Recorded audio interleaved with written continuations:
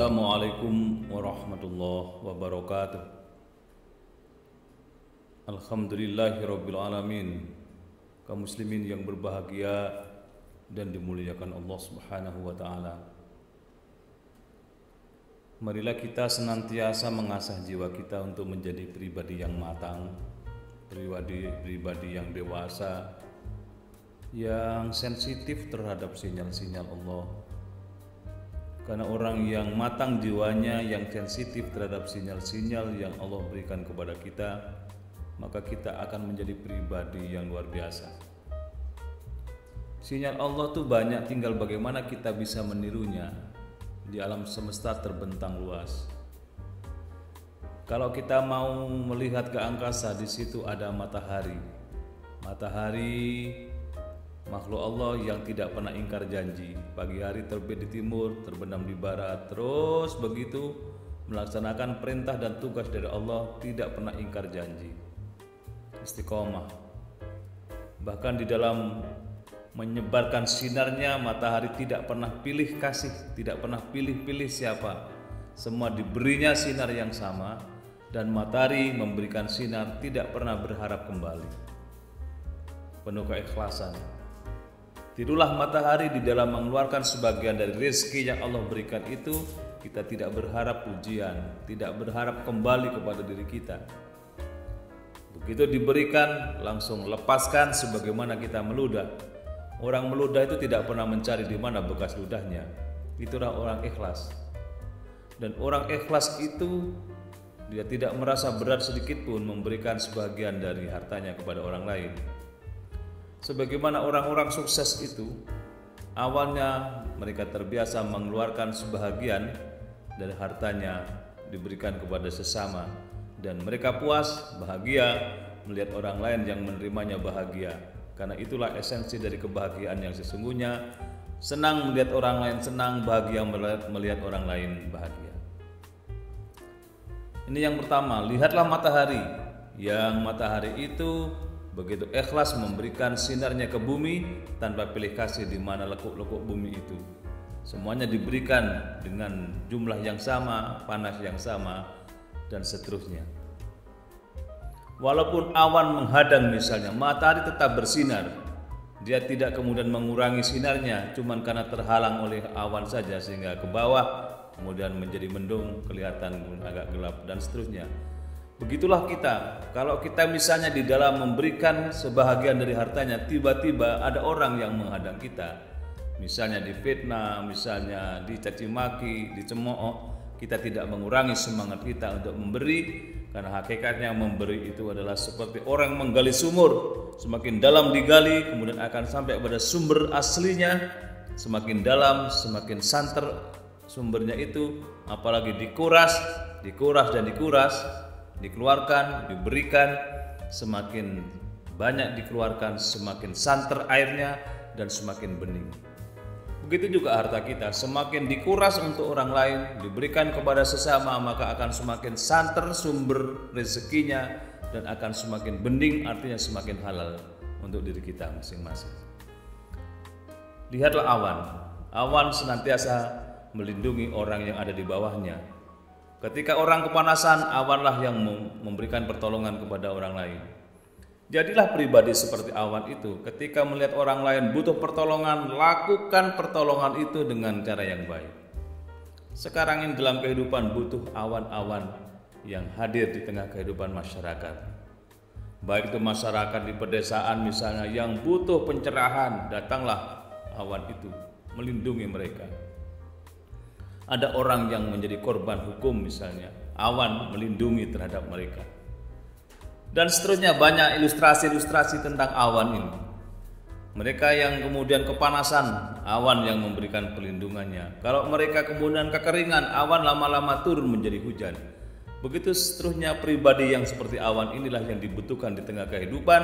Mereka melindungi, mengayomi, kemudian memberikan pertolongan berupa air hujan kehidupan yang menyejukkan orang lain. Jadilah seperti rumput. Rumput itu tempatnya di bawah, dia ikhlas diinjak-injak, tapi terus berkarya. Walaupun misalnya dia berada di bawah pohon, kurang cahaya, dia tetap dengan caranya hidup, walaupun dengan kurus misalnya dia tetap hidup. Walaupun diinjak-injak orang dia ikhlas, tidak protes kepada pohon kau enak, hidupmu tidak diinjak-injak sementara saya di bawahnya diinjak-injak. Bagi rumput diinjak adalah pengabdian.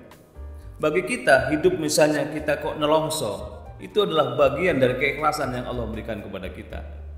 Banyak orang yang berikhtiar, berupaya untuk tegak, berupaya untuk bangkit dari semua kondisi keterpurukannya, tetapi tetap di bawah. Jadilah seperti rumput, tetap ikhlas menghadapinya.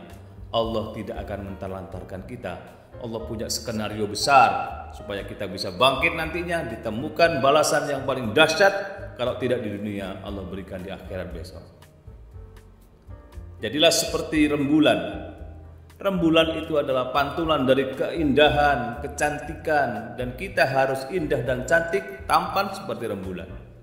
Dunia ini akan gulita kalau tidak ada rembulan.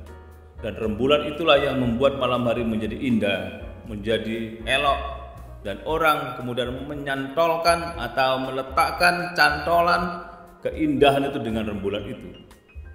Para sastrawan itu biasanya menggunakan rembulan sebagai sumber inspirasi. Kita sebagai orang jadilah seperti rembulan yang setiap kata-katanya menginspirasi orang lain. Tampilannya, akhlak kita menginspirasi orang lain. Begitu seterusnya. Datang ke tempat yang kita tuju, orang lain senang karena kita indah dipandang. Bukan sekedar fisik, tetapi mental kita indah, akhlak kita bagus. Itulah manusia rembulan. Dan banyak orang yang bukan karena fisiknya tampan, tetapi kehadirannya sungguh ditunggu oleh orang karena pikiran-pikirannya yang cantik, pikirannya yang brilian, ucapannya yang mengalir, dan senantiasa memberikan inspirasi bagi orang lain. Itulah manusia rembulan. Maka jadilah seperti angin. Angin itu kaum muslimin yang berbahagia.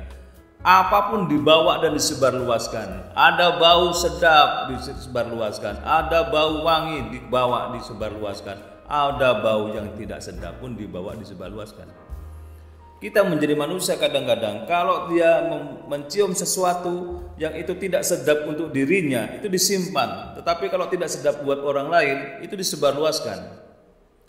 Tidak jujur seperti angin. Angin itu adalah makhluk Allah yang paling jujur. Apapun dibawanya disebarluaskan kepada orang lain. Sebagaimana tugas-tugas para rasul itu menyampaikan wahyu Allah, walaupun wahyu itu mengkritik dirinya disampaikan kepada umatnya. Manusia awan sekarang sangat dibutuhkan di tengah kehidupan ini, mereka yang bisa memberikan informasi tentang segala sesuatu, tidak hoax, dan sesuatu yang benar, sesuatu yang lurus, sehingga manusia yang mendengar informasi itu merasa tercerahkan karena ada manusia-manusia seperti awan itu. Kaum muslimin yang berbahagia dan dimuliakan Allah Subhanahu wa taala. Maka inti dari apa yang saya sampaikan adalah, pertama, jadilah manusia yang baik. Pribadi yang baik itu adalah pribadi yang jiwanya mantap. Jiwanya mantap. Jiwanya kuat. Kuat dalam hal apa? Mantap dalam hal apa? Yang pertama, mantap imannya. Jadilah pribadi yang mantap imannya. Al-mu'minu qawiyyun khairun wa ahabbu ilallah minal mu'minina dhaif. Orang mukmin yang kuat itu baik dan lebih Allah cintai ketimbang mukmin yang lemah. Kuat apa? Akidahnya kuat, tidak gampang goyah karena godaan-godaan, karena bujuk rayu, tidak gampang goyah. Dia istiqomah dalam iman. Sekali la ilaha illallah sampai akhir hayat. Kuat akidah, kuat ilmu. Dia tidak gampang ditipu orang karena ilmunya begitu luas dan mendalam. Dengan ilmunya itu dia menjadi pribadi yang kekeh, pribadi yang istiqomah menegakkan ajaran agama. Dengan ilmunya orang kemudian merasa membutuhkan dia karena ilmunya yang luar biasa dalamnya. Sebagaimana para imam madhab antara yang satu dengan yang lain saling memuji karena ilmunya memang sama-sama luasnya. Maka bagi kita, mari kita mengacu kepada apa yang disampaikan oleh Rasul Muhammad SAW. Nabi menyatakan, aku adalah gudangnya ilmu, tapi kuncinya ada pada Ali bin Abi Thalib. Dan kita mengacu kepada apa yang disampaikan oleh Rasul tadi, kita orang yang senantiasa ingin belajar tentang ilmu itu, dengan mencari kunci-kunci dalam kehidupan ini. Antara lain kita belajar bagaimana kepiawaian sekaligus kecerdasan Ali bin Abi Thalib dalam hidupnya itu. Ada 10 orang datang kepada Ali bin Abi Thalib menyampaikan pertanyaan yang sama dengan tujuan ngetes kehebatan ilmunya Ali. Kalau nanti jawabannya sama dari 10 pertanyaan itu, maka berarti Ali tidak cerdas. Maka datanglah yang satu menanyakan, Ali bin Abi Thalib, apa menurut Anda soal harta itu? Ali menyatakan, harta itu kalau dibagi akan habis, tapi kalau ilmu dibagi akan bertambah. Yang pertama. Yang kedua, datang Ali, apa menurutmu tentang harta? Kata Ali bin Abi Thalib, harta membuat kamu sibuk menjaganya, tapi kalau ilmu engkau nanti dijaga olehnya. Berbeda kan jawabannya? Kemudian datang yang ketiga, Ali bin Abi Thalib, apa pendapatmu tentang harta dan ilmu itu? Ali menjawab, harta itu membuat kamu hina seperti Qarun, tapi ilmu membuat engkau terangkat nasibnya, diangkat oleh Allah derajatnya, yarfa'illahu alladziina aamanu minkum walladziina utul ilma darajat. Ini jawaban Ali ketiga, bahkan 10 orang yang bertanya jawabannya berbeda-beda, baru orang menyatakan Ali memang cerdasnya luar biasa. Dan kita sebagai pengikut dari Rasul Muhammad SAW, jadilah orang yang kuat dalam bidang ilmu. Karena orang yang kuat dalam bidang ilmu akan sampai kepada pengakuan di situ ada Allah. Laplace, sarjana Inggris, menyatakan semakin tinggi ilmu seseorang, semakin sampai kepada puncak kesadaran dirinya bahwa yang paling puncak dalam kehidupan hanya Allah Subhanahu wa taala, hanya Tuhan, kata Laplace. Kuat yang berikutnya, orang mukmin harus kuat akidah, kuat ilmu. Yang ketiga, kuat amalnya. Amal kebaikannya banyak, amal solehnya bertambah-tambah setiap hari sehingga tidak termasuk golongan orang yang merugi, kata Allah. Wal asr, demi waktu asar, innal insana lafi khusrin, sesungguhnya manusia itu merugi, illal ladzina amanu wa amilus shalihah, kecuali orang yang beriman dan beramal soleh. Jadi kebaikannya itu banyak supaya kita menjadi orang yang tidak merugi. Itulah manusia yang kuat. Kemudian kuat apa lagi? Kuat hartanya, kuatul mal. Orang mukmin itu harus kuat hartanya, harus kaya, karena kita itu terdiri dari 2 unsur. Pertama unsur fisik, yang kedua unsur mental. Keduanya harus dipenuhinya dengan sempurna. Fisiknya ya materi, mentalnya ya rohani, harus dipenuhinya. Fisik saja dipenuhi, makan, minum, pakaian, tempat tinggal dan sebagainya dipenuhi secara berlebih, mentalnya menjerit kalau tidak imbang. Mental saja dipenuhi secara luar biasa, kemudian kita dianggap sebagai orang yang tidak sempurna dalam kehidupan. Keduanya sejalan, sempurna, terpenuhi, cocok dengan doa kita, Rabbana atina fid dunya hasanah wa fil akhirati hasanah wa qina adzabannar. Ya Allah, saya berlindung kepada Engkau, berikan kepada kami kebaikan di dunia dan kebaikan di akhirat, serta jauhkan kami dari siksa api neraka. Mukmin berikutnya yang kuat adalah kuat dalam bidang apa? Dalam jaringan, networking, silaturahmi kuncinya. Orang mukmin itu harus saling menopang satu dengan yang lain, saling tolong menolong satu dengan yang lain, sehingga kekuatan silaturahminya itu bermakna buat kehidupannya. Networking, jaringan itu penting. Sehingga kalau kita punya produk di sini dengan teman kita di tempat lain, harus saling membahu-membahu, saling tolong menolong. Dan sekarang memang sudah masanya kita membangun jaringan atau networking yang lebih luas dan lebih kuat itu. Ini yang pertama, pribadi yang baik itu adalah pribadi yang mantap, pribadi yang kuat, kuat akidahnya, kuat ilmunya, kuat amal solehnya, hartanya dan seterusnya. Yang kedua, mukmin yang baik itu adalah mukmin yang pikirannya senantiasa positif kepada orang lain. Bahasa gampangnya, mukmin yang baik adalah mukmin yang husnudzon, berprasangka baik kepada siapapun. Kepada orang lain berprasangka baik, karena orang lain pasti mendatangkan manfaat buat kita.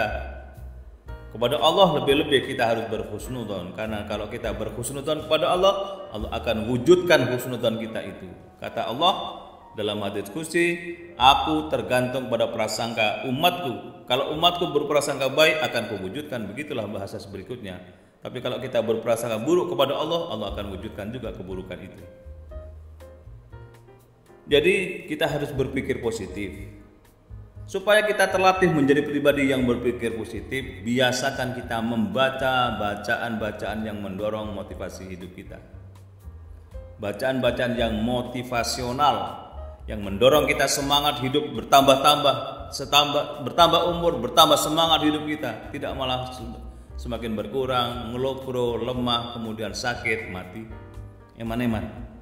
Bacalah sesuatu yang menggugah semangat. Yang kedua, carilah majelis-majelis ilmu yang bisa mendorong kita lebih semangat menggali ilmu. Karena setiap orang yang membicarakan sesuatu pasti ada manfaatnya. Saklerapan sedikit saja, satu paragraf atau satu kalimat kadang-kadang membawa manfaat buat kita. Maka yang berikutnya adalah orang yang berpikir positif itu menjaga akhlak dirinya menjadi akhlak yang mengagumkan bagi orang lain.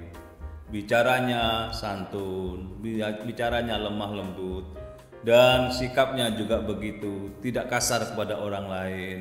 Kalau berhubungan dengan orang lain, dalam arti komunikasi dengan orang lain, menghargai orang yang diajak bicara. Kalau dia lebih muda, maka dia kemudian berharap apa yang pikiran-pikiran agresifnya lebih manfaat. Kalau kepada orang yang lebih tua, dia kemudian tunduk, merunduk sehebat-hebatnya karena dia menganggap orang yang lebih tua layak dijadikan sebagai sumber inspirasi. Ada seorang alim di Jawa Timur ini yang sampai hari ini sering disebut namanya. Yang mengagumkan buat banyak pihak adalah beliau itu kalau menghadapi anak-anak muda selalu basa krama inggil. Sehingga anak-anak muda itu merasa dihargai, merasa dihormati, dan tidak ada balasan lain kecuali membalas dengan sikap yang jauh lebih mulia lagi. Maka mari kita hargai orang lain yang ada di sekitar kita sebagai penghargaan bahwa ilmunya sangat luar biasa dengan cara kita meningkatkan akhlak yang baik itu tadi. Yang ketiga, pribadi yang baik adalah pribadi yang tutur katanya senantiasa bernas. Tutur katanya senantiasa mengandung hal-hal yang menyenangkan buat orang lain, yang positif, yang mendorong orang lain lebih bergairah dalam menempuh kehidupan ini, bergairah, beraktivitas, dan seterusnya. Singkat kata, kalau ketemu dengan orang lain ada saja hal positif. Jadilah orang yang wajib seperti itu. Wajib itu artinya datangnya ditunggu orang, dan datangnya disesali orang. Kalau datang menggenapkan, enggak datangnya itu mengganjilkan. Ini manusia-manusia hebat. Nah, baru yang keempat, orang yang baik adalah mereka yang senantiasa belajar dari siapapun dan kepada siapapun. Tadi saya nyatakan, belajarlah kepada alam, bagaimana belajar kepada matahari, belajar kepada yang paling penting sekarang bagaimana belajar kepada padi itu. Bagaimana padi itu? Padi itu semakin berisi, semakin merunduk. Kita semakin berisi ilmunya, tidak mendongak, tidak menyombongkan diri, semakin merunduk di hadapan orang lain karena kita sadar di atas ilmu yang kita miliki masih ada orang yang jauh lebih alim lagi. Di atas langit ada langit. Maka orang yang menganggap dirinya sempurna sebenarnya adalah tanda dia tidak sempurna. Orang yang merasa banyak dirinya kekurangan, tanda ada kemauan untuk memperbaiki kekurangannya. Orang yang merasa dirinya sudah paling maju, sebenarnya dia adalah sedang mengalami kemunduran. Orang yang merasa dirinya ketinggalan dan dia bersemangat untuk memperbaiki diri, tanda ada kemajuan pada pikiran orang itu. Jadilah seperti padi yang senantiasa merunduk karena ilmunya semakin berisi, semakin merendah di hadapan orang lain. Begitu juga kita.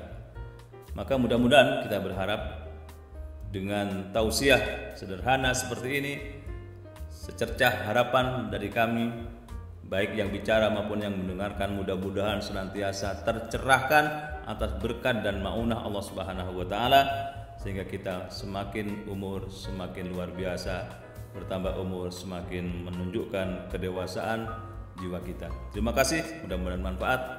Assalamualaikum warahmatullahi wabarakatuh.